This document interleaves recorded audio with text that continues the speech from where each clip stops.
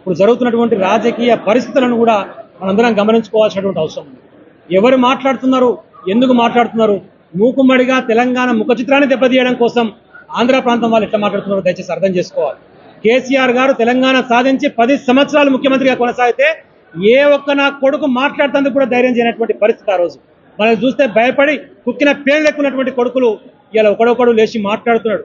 ఒదుకు చంద్రబాబు లేచి వచ్చేమో గోదావరి జలాలను దొంగతనంగా బనకచర్ల పేరుతో తరలించకపోయే కుట్ర చేస్తాడు. దానికి సహకరించినటువంటి ముఖ్యమంత్రి గురించి మనం మాట్లాడితే అరే నువ్వు దొంగవురా, చంద్రబాబుకు భయపడి నువ్వు గురుదక్షిణ కింద గోదావరి జలాలు అప్పచెప్తున్నావు అని చెప్పేసి మనం మాట్లాడితే కేటీఆర్ గారు ప్రశ్నిస్తుంటే కేటీఆర్ గారి గురించి మాట్లాడేటువంటి పరిస్థితి.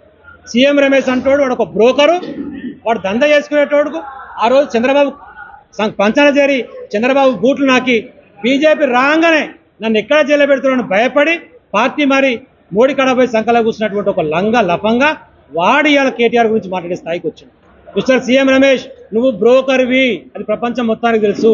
నువ్వు చేసుకునే దందాల కోసము పార్టీలను మార్చుకుంటావు, నీ యొక్క పదవులను మార్చుకుంటావు, ఇళ్ళ ఉంటావు, అల్ల ఉంటావు, ఎలాంటి పనైనా సరే చేసి నీకు కావాల్సిన బిజినెస్ చేసుకునేటువంటి ప్రయత్నం చేస్తావు. తస్మాత్ జాగ్రత్త.